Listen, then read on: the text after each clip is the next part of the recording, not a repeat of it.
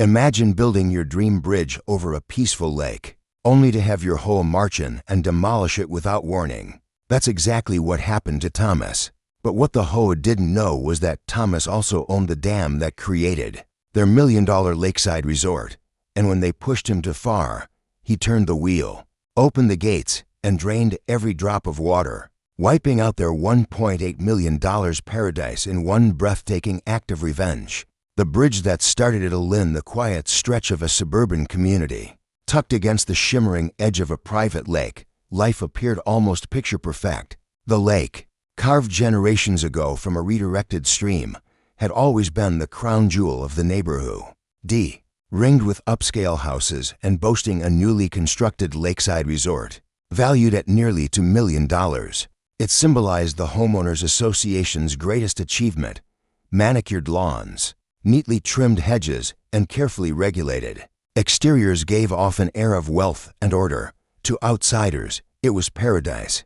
But to those who lived within its boundaries, it was paradise policed. The Homeowners Association, with its ever-watchful board, took pride in protecting property values, a phrase they wielded like a weapon. They dictated everything from mailbox paint to the length of grass blades. And as with most HOA letters, conflict was never far behind. At the far end of the lake sat Thomas, a quiet man in his late 40s who had inherited his father's old property. Unlike the modernized homes lining the waterfront, Thomas's land was older, sprawling, and unique. It stretched deep into the woods, carrying with it both history and leverage the HOA often chose to forget, for sitting squarely on his parcel of land was the narrow wooden bridge that crossed the inlet of the lake. It was no ordinary bridge. It was built by his grandfather decades ago, connecting his family's property to the main road on the other side. Without that bridge, access too much of the HOA's shared shoreline was limited. It was a lifeline, both practical and symbolic, linking tradition to the modern ambitions of the community. The bridge wasn't grand or lavish. It was weathered oak beams and reinforced steel bolts, aged but sturdy, a piece of craftsmanship that had survived storms, floods, and decades of wear. To Thomas, it wasn't just wood and metal. It was heritage. It was his family's mark on the land. But to the HOA, the bridge was an eyesore. The board, run by a power-hungry president named Evelyn, saw it as a blemish in their otherwise polished vision. She had always loathed anything outside her control, and the fact that the bridge wasn't HOA property, but set in clear view of their lakefront development, gnawed at her. Over time, her frustration grew into obsession. At meetings, she described it as unsafe, an insurance risk, a liability that could drag down property values. Behind the scenes, the board began scheming. They sent letters, thinly veiled threats, demanding that Thomas upgrade the bridge or remove it altogether. Thomas ignored them, pointing out that the bridge wasn't under HOA jurisdiction. He owned the land, the structure, and the rights to it. Still, the letters piled up. Then came fines, ridiculous, unenforceable fees that Thomas tossed straight into the trash. For months, tension simmered. Neighbors whispered about the feud. Some supported Thomas, admiring his refusal to bow to the HOA. Others sided with Evelyn, convinced that removing the bridge would modernize the lake's aesthetic. The divide grew sharper, setting the stage for a clash no one saw coming. The breaking point came one summer morning when Thomas returned from a short business trip. As he pulled up to his property, something felt wrong. Dust lingered in the air. Tire tracks cut deep into the soil near the shoreline. And then he saw it. The bridge was gone. All that remained were broken beams scattered along the bank, sawdust floating in the rippling inlet, and heavy machinery tracks leading back toward the HOA's private maintenance road. The structure his grandfather had built, the path that had stood for nearly half a century, had been demolished. No notice, no permission, no warning, just destruction. The HOA had acted, and in doing so, crossed a line that could never be uncrossed. At first, Thomas was numb. He stood in silence, staring at the void where his bridge had once spanned the water. Then the numbness burned away, replaced by a slow, simmering fury. His heritage had been destroyed, his rights ignored, his property violated. The arrogance of the HOA was complete, and so, too, was his resolve. Thomas was not a man prone to outbursts. He didn't storm into meetings or shout at neighbors across the lawn. His strength lay in patience, in thought, in planning, and as he stood on the shore, fists clenched at his sides, a plan began to take shape. The HOA had taken something irreplaceable from him, but what they failed to realize was that their shining jewel, the lake itself, rested on foundations they did not control, because the land Thomas had inherited came with more than just a bridge. It also included an old dam hidden deep within the woods at the far end of the property, a dam built long before the HOA existed, a dam that controlled the water levels of the very lake upon which their multi-million-dollar resort depended, a dam the HOA had always assumed was a relic, forgotten and unimportant. But Thomas knew better. He knew it still worked, and in that moment, staring at the rubble of his family's bridge, Thomas realized he held the most powerful card in the game. The HOA had struck first.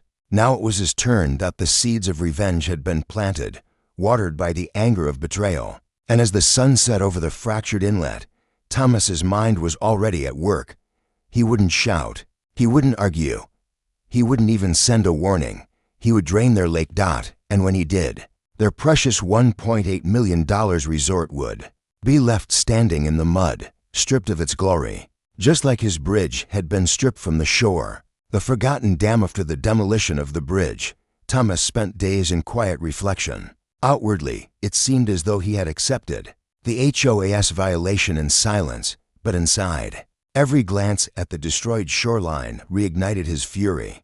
The shattered beams and scattered bolts were a daily reminder of what had been taken from him, of how arrogance and power had been allowed to triumph unchecked. Yet beneath the anger lay something more dangerous: focus. The HOA believed they had silenced him, stripped him of any leverage by erasing the bridge. What they didn't understand was that Thomas's property held secrets they had long overlooked, and at the center of those secrets was the dam. The dam was older than the lakefront resort, older than most of the houses circling the water. It had been built by Thomas's grandfather in the early years, not out of ambition, but necessity. The natural stream that once ran wild through the valley was prone to flooding, washing away farmland and threatening homes. His grandfather, resourceful and stubborn, had designed the dam to harness the water, turning chaos into a controlled lake that nourished the land and, eventually, became the centerpiece of the entire community. Over time, the HOA grew, the resort was planned, and wealthier families moved in. They saw the lake as theirs, as if it had always existed for their pleasure. They never questioned who maintained its flow, who owned the land at the far end, or what machinery still churned beneath the surface of those moss-covered walls. To them, the dam was irrelevant until now. Thomas waited until dusk before setting out on his first inspection. The path was overgrown, winding through thickets of brambles and towering oaks, untouched by the landscaping crews that manicured every inch of the HOA-controlled grounds. Here nature still thrived, wild and unshaped. As he pushed deeper into the woods, memories of childhood surfaced, days spent fishing near the spillway, helping his father clear debris from the intake, listening to stories of how the dam was both guardian and gatekeeper of the lake. When he reached it, he stopped in awe, just as he had so many times before. The dam stretched across the narrow gorge like a sleeping giant, its concrete face weathered but solid, streaked with moss and vines. The spillway trickled steadily, the water flowing into the stream below, carrying life to the forest beyond. Rust clung to the iron mechanisms bolted to the control house, but Thomas knew enough about engineering to see their potential. The gears, levers, and sluice gates were aged, yet functional. With care, they could still do what they were designed to: release the lake's lifeblood. He ran his hand across the cool metal of the main control wheel, testing its resistance. It groaned but shifted slightly under his grip. That was all he needed to know. With patience, force, and the right timing, it could be opened. And when it was, the lake would not drain instantly, but gradually, a steady outpour that would lower the water level day by day until the resort's pristine shoreline sank into muck and reeds. For days afterward, Thomas returned under cover of night, working quietly with tools and oil to free the stubborn gears. Each visit was a ritual, lantern light flickering in the darkness, the forest whispering around him, the dam slowly waking from its long slumber. He found peace in the process. Every bolt he loosened, every gear he coaxed back to life, felt like reclaiming a piece of his family's heritage. The bridge was gone, but the dam, this enduring monument of his grandfather's will, was alive and ready. Meanwhile, the HOA reveled in their supposed victory. Evelyn, the board president, paraded her success at community gatherings, boasting about removing a hazard and protecting property values. She believed the matter closed, confident that Thomas had been subdued. Few noticed his absence from the meetings, his quiet withdrawal into the shadows of his property. They were too busy admiring the resort, which was entering its peak season. Families booked events, weddings were scheduled, and weekend visitors flocked to the shimmering lakefront. Every guest who gazed out over the water admired its calm beauty, unaware that the very foundation of their experience rested in the hands of the man they had scorned. Thomas knew patience was essential. He could not act rashly. The key to his plan was precision, timing his move so that the HOA could not recover quickly, so that their pride would collapse. Along with the water line, he began studying weather forecasts, noting rain patterns, calculating how fast the water would drain under different conditions. Too fast, and suspicion would arise. Too slow, and the effect would lose impact. He needed the perfect balance, a steady drop that would expose the resort's vulnerability in a way no repair could disguise. The resort itself was a monument to the HOA's arrogance. Built along the lake's edge with an expansive deck, boat docks, and manicured beaches, it depended entirely on the illusion of abundance. Guests came for the view, for the promise of shimmering water at their feet. Without that, it was just another building, an expensive shell surrounded by mud. The HOA had staked its reputation, its finances, and its identity on the lake, and Thomas held the key to draining it. Late one night, as he tightened the last bolt and tested the wheel's movement, Thomas stepped back and let the weight of it all settle in. He wasn't just preparing to exact revenge. He was preparing to rewrite the balance of power. For years, the HOA had lorded over him and his neighbors, enforcing their will with fines and threats. They believed themselves untouchable, insulated by wealth and rules. But they had overlooked one truth: nature, when harnessed by the right hands, could undo all their control. Standing before the dam, lantern light flickering across his face, Thomas allowed himself a rare smile. The bridge had been their opening move, but this would be his checkmate. As dawn approached, he covered his tracks and returned home, walking past the ruins of the bridge once more. The inlet was quiet now, but he knew it would soon become a symbol of something greater. The HOA had underestimated him. They had demolished a structure built by his grandfather, but in doing so, they had awakened a weapon they could never have imagined. The lake glistened under the morning sun, unaware of the fate awaiting it. Guests at the resort laughed and sipped coffee on the decks, blissfully ignorant of how fragile their paradise truly was. And Thomas, calm and patient, watched from the shadows. The gears of the dam were ready. All that remained was to decide when to turn them. The water begins to fall. Night. Thomas finally turned the wheel. The world seemed to hold its breath. He had chosen a moonless evening, when the lake's surface was dark and still, reflecting only the faint glimmer of distant stars. The resort lights glowed faintly across the water, laughter carrying faintly through the summer air. But here at the far end of the woods, silence reigned. He placed his lantern on the concrete ledge, its flame shielded by the control house walls, and wrapped his hands around the rusted wheel. It groaned in protest at first, the sound echoing off the dam's walls like the cry of something waking from a long sleep. Thomas pressed harder, shoulders straining, jaw clenched. Slowly, stubbornly, the mechanism shifted, the sluice gate creaked open, and a surge of water spilled into the spillway below, frothing and tumbling into the waiting stream. The sound was raw and primal, like the earth itself exhaling. For a moment, Thomas simply listened. It was the sound of revenge in its earliest form, not yet seen, not yet understood, but inevitable. He tightened the gate to a precise opening, enough to release a steady flow without drawing attention too quickly. Then he extinguished the lantern, leaving the dam in darkness, and disappeared into the forest as the water began its slow retreat. At first, No one noticed. A drop of a few inches in the waterline went unseen, masked by wind, waves, and the natural ebb of the lake. The following morning, children splashed in the shallows, boats skimmed across the surface, and couples posed for photos on the resort's deck, oblivious to the subtle shift. But Thomas noticed. He returned each evening to check the gauges, monitoring the outflow, adjusting the wheel with meticulous care. Day by day, the lake inched downward. Rocks once hidden beneath the surface began to emerge near the shoreline, small at first, then larger. Grasses along the bank, usually submerged, began to yellow in the sun. The lake was changing, though only the most attentive could see it. Within a week, whispers began. Fishermen complained of boats scraping against rocks in spots that had always been deep. Swimmers muttered about the water being a little lower than usual. Maintenance staff at the resort noticed mud creeping up near the docks, though they assured guests it was a seasonal fluctuation. Evelyn, ever the confident HOA president, dismissed concerns outright at a board meeting. Lakes went up and down, she insisted. It was natural. But the drop continued. By the second week, it was undeniable. The boat docks sat awkwardly tilted, their support posts exposed to the air. The once luxurious beach, carefully manicured with imported sand, stretched awkwardly far from the waterline, leaving behind a strip of foul-smelling muck. Algae bloomed in stagnant pools, and dead fish floated near the edges.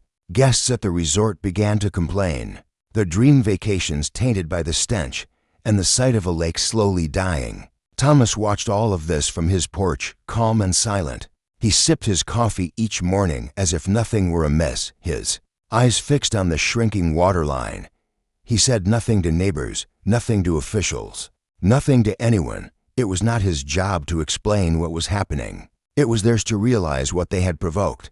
The HOA scrambled to find explanations. Evelyn brought in experts who blamed drought conditions. Though the recent rains made the excuse laughable, they held emergency meetings, debated costly water trucking operations, and even began exploring the possibility of digging new wells to feed the lake. Every option was expensive, time-consuming, and ineffective.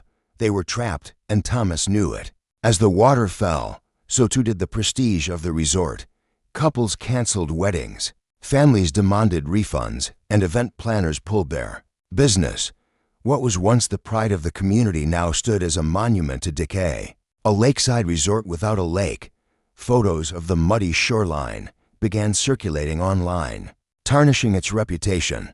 The HOA's grand jewel was becoming a joke. For Thomas, it was a strange blend of satisfaction and solemnity. He did not revel in chaos, nor did he celebrate the suffering of his neighbors. His target had always been the HOA, the board, and Evelyn in particular. But collateral damage was inevitable. He told himself it was justice, that they had brought this upon themselves when they destroyed his bridge. Still, late at night, as he stood by the dam listening to the rush of water draining away, he felt the weight of the act pressing on him. One evening, as he turned the wheel to widen the gate slightly, he thought of his grandfather. The old man had built this dam to protect the community, to create something lasting and good.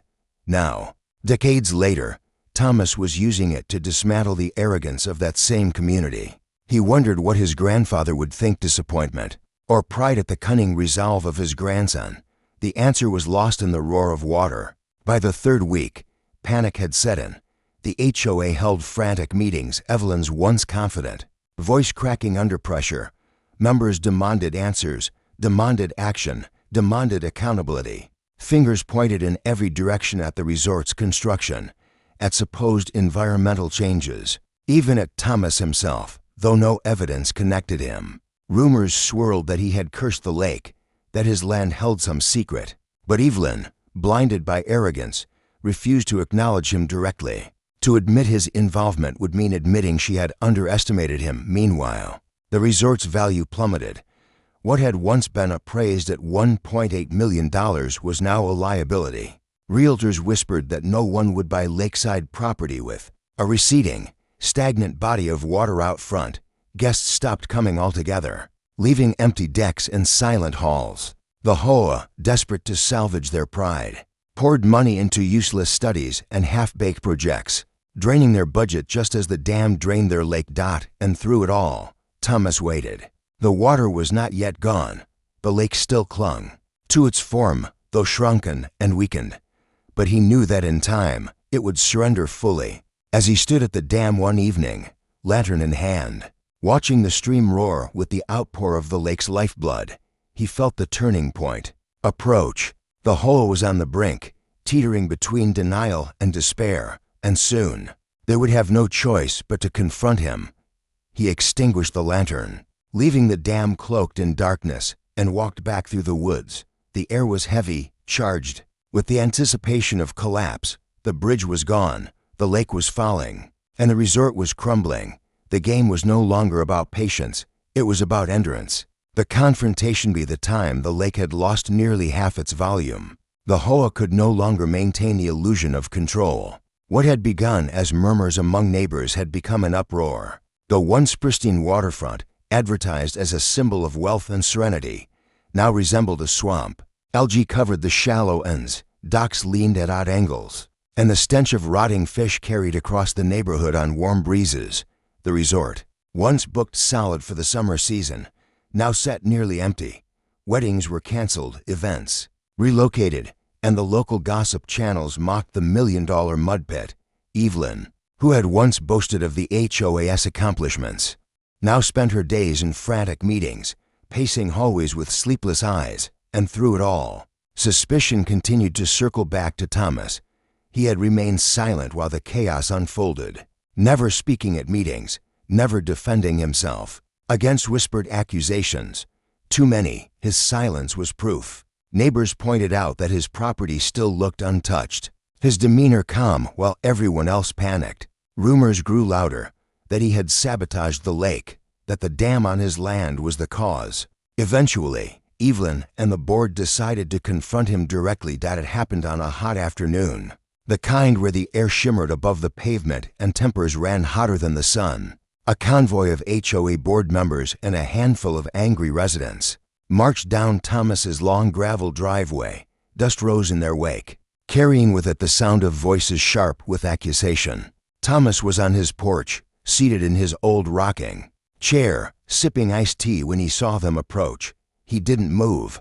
He didn't greet them. He simply watched as the group gathered at the foot of his steps. Evelyn standing at the front like a general leading her troops. Her face was tight with fury, her voice cutting through the air as she unleashed a torrent of accusations. She accused him of sabotage, of tampering with community property, of destroying the value of their homes and their precious resort. She declared that he was selfish, vindictive, and unfit to live among them. Her words were punctuated by cheers from her supporters, each echoing the anger that had been building for weeks. Thomas listened in silence.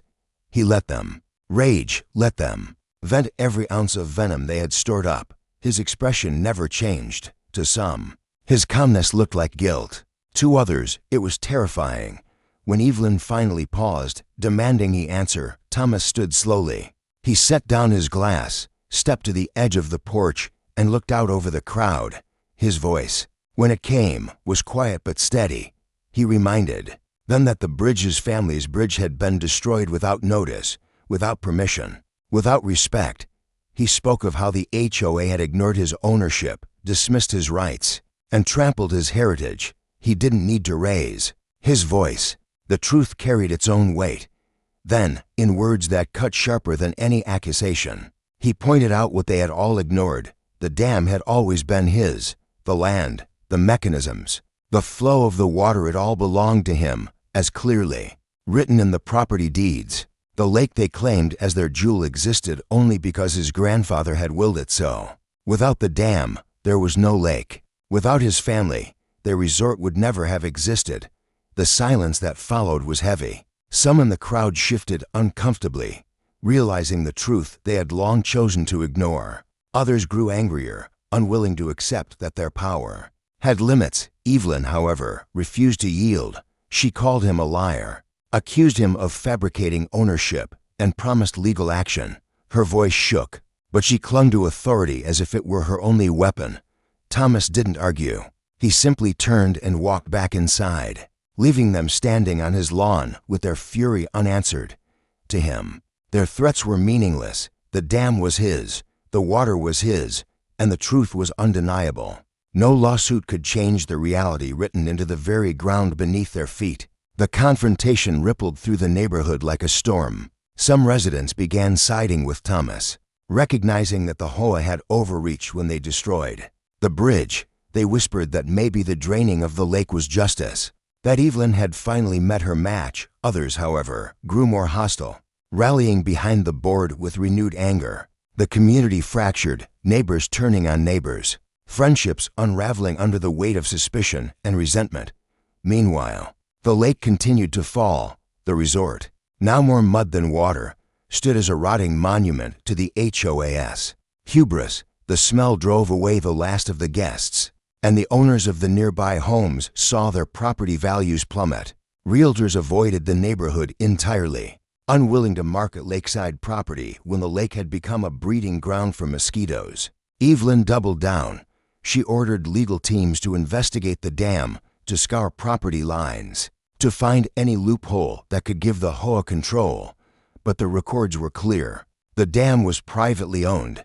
The land surrounding it was privately owned, and the HOA had no authority there. Every path she tried led to the same dead end. Thomas held the key dot as her power waned. Her desperation grew. She began spreading rumors that Thomas was unstable, that he was dangerous, that he had sabotaged the lake not out of justice but madness. But even those who disliked him couldn't deny the logic of his actions. His bridge had been destroyed. His rights had been trampled. And now, the HOA was reaping what it had sown. In the evenings, Thomas returned to the dam, lantern in hand, adjusting the gates with deliberate precision. He didn't rush the process. He didn't seek spectacle. He sought inevitability. Each turn of the wheel was another reminder that power lay not in meetings or fines, or empty threats, but in control of the very resource they had taken for granted. And, as the lake shrank to a shadow of its former self, the HOA's control crumbled with it. But Thomas knew the battle was not over. The HOA would not give up quietly. Evelyn's pride would not allow her to surrender. He could feel the storm building, the inevitability of one last desperate attempt to reclaim control. And when that moment came, he would be ready. Desperation. At the shore, as the lake receded further, the HOA entered its most desperate stage. What had once been quiet whispers and rumors had grown into frantic, public displays of anger. Neighbors who had once gathered on manicured lawns for friendly conversations now shouted across fences, accusing each other of betrayal. The community was unraveling, and at the center of it all stood the dam that none of them could touch. Evelyn, stripped of her polished confidence, clung stubbornly to power. She promised solutions in every meeting, but her words rang hollow against the sight of the shrinking shoreline. Her supporters grew restless. They demanded results, demanded restitution, demanded that the lake be restored. But each passing day revealed her impotence. The resort was beyond saving. Its docks sat marooned in mud. The smell of decay carried across the entire neighborhood. What had once been the crown jewel of the community had become its greatest embarrassment. Photos of the ruined resort circulated online, spreading humiliation far beyond the neighborhood's gates. Lawsuits loomed as couples and families sought to reclaim deposits for events that would never happen. Investors who had once supported the project backed away, unwilling to be associated with a sinking disaster. In desperation, Evelyn turned to legal action. Attorneys were brought in, letters drafted, and threats delivered to Thomas's doorstep. They claimed he was willfully sabotaging community resources and demanded that he restore the water flow. They cited obscure legal theories, environmental concerns, and community agreements, but every claim fell flat against the hard truth. The dam and the land around it were his. The HOA had no jurisdiction.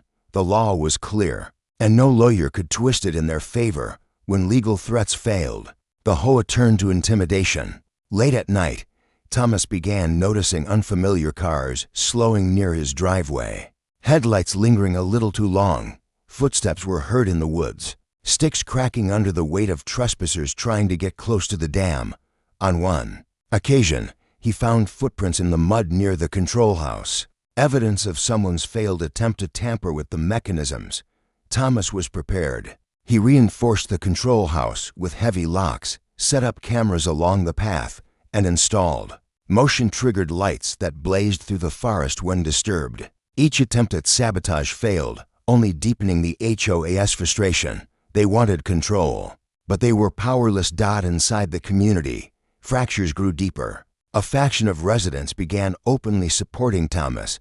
They argued that the HOA had brought this on themselves when they destroyed his bridge. They saw the draining of the lake as justice, a balancing of scales after years of unchecked arrogance. Another faction remained loyal to Evelyn, convinced that Thomas was a threat to their very way of life. Shouting matches erupted at meetings. Friendships ended in bitterness, and the once pristine neighborhood was now defined by chaos. Through it all, Thomas remained calm.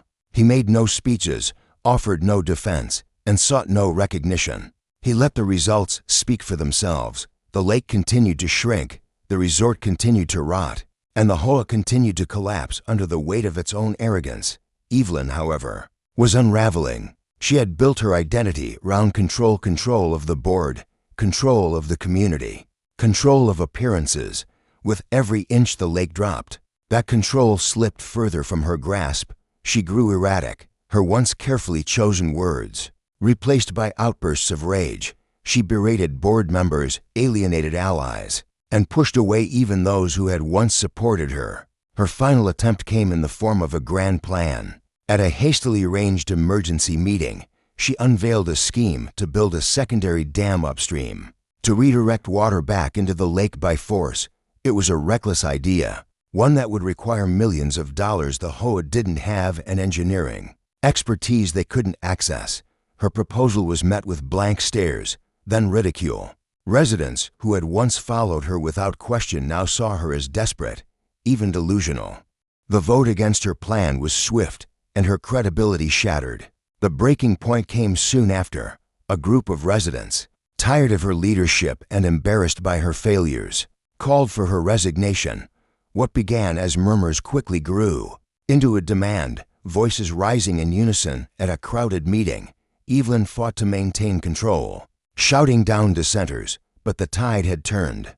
Her voice was drowned out by the roar of her neighbors, and in that moment, her reign as HOA president came to an unceremonious end.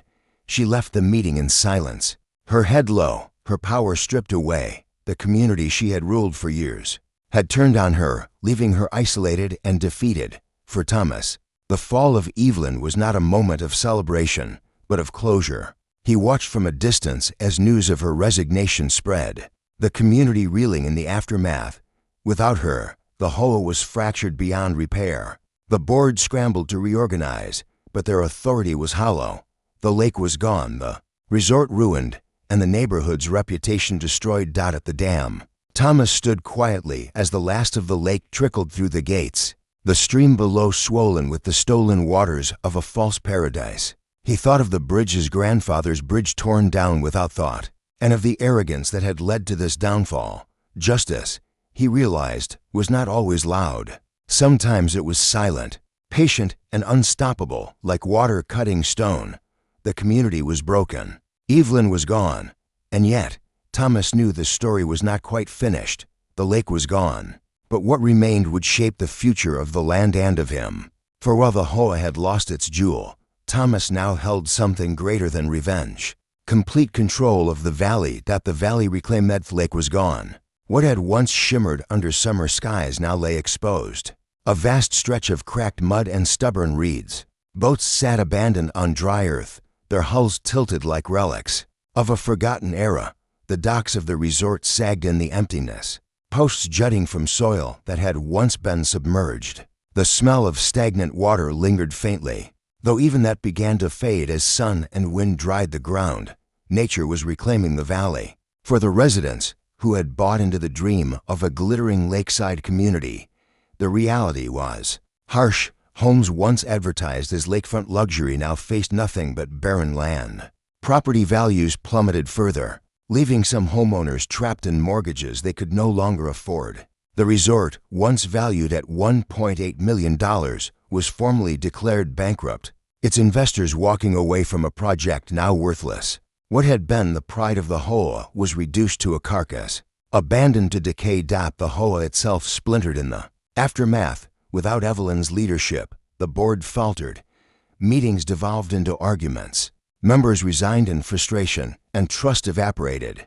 Some homeowners stopped paying dues altogether, claiming there was nothing left worth preserving. Others attempted to rebuild authority, but their efforts were drowned out by resentment. The HOA, once a machine of control and intimidation, was now powerless. And through it all, Thomas remained steady. He did not boast of victory, nor did he revel in the downfall of his neighbors. He lived quietly on his land, repairing his home, tending to his woods, and visiting the dam with the same patience that had guided him from the beginning. The wheel, now freshly oiled and secure, remained locked in its open position. The lake would not return, not unless he chose to close it, and he had no intention of doing so. In the weeks that followed, the valley began to transform. Grass sprouted where water had receded, followed by shrubs and young trees. Birds returned, nesting along the stream that now cut deeper through the exposed ground. Deer wandered into the open expanse, grazing where once there had been only water. What the HOA had tried to shape into a curated paradise was returning to its natural state. Guided by forces far older and more powerful than board members or bylaws, neighbors avoided Thomas at first, some out of fear, others out of guilt. But slowly, a few began to approach. Without Evelyn's influence, the hostility softened. They came not with accusations, but with questions about the history of the dam, about his grandfather, about what the land might become now that the lake was gone. Thomas answered when he felt like it, keeping his words measured, never betraying his deeper satisfaction. The community, once obsessed with uniformity and appearances, now faced an uncertain future. Without the lake, there was no illusion of perfection to maintain. The HOA's rules seemed pointless in a place where the centerpiece of their identity had vanished. Some families moved away, seeking greener pastures. Others stayed, forced to confront the truth that their wealth and arrogance had been built on something fragile, something they had never truly controlled. For Thomas, peace came not from their suffering, but from restoration. The bridge could never be rebuilt exactly as it had been, but he constructed a new path, a simple wooden crossing over the stream where the inlet once flowed. It was not as grand as his grandfather's bridge, but it carried the same spirit. It connected his land once again, standing as a quiet tribute to the past and a symbol of endurance. Sometimes he would sit there in the evenings, watching the sun dip behind the hills, reflecting on the chain of events. The HOA had destroyed his bridge, believing they had asserted dominance. In return, he had destroyed their illusion, showing them the truth of power and permanence. The dam had always been his, and through it, the valley had always answered to him. The story of the drained lake spread beyond the neighborhood, whispered in nearby towns, and reported in local papers. Some saw Thomas as a villain, a man who had ruined a community out of spite. Others saw him as a hero, a symbol of resistance against the tyranny of overreaching HOA letters. But to Thomas, the labels didn't matter. He had acted not for fame, but for justice. His family's legacy had been trampled, and he had restored balance in the only way he could. In time, the community ceased to exist in the way it once had.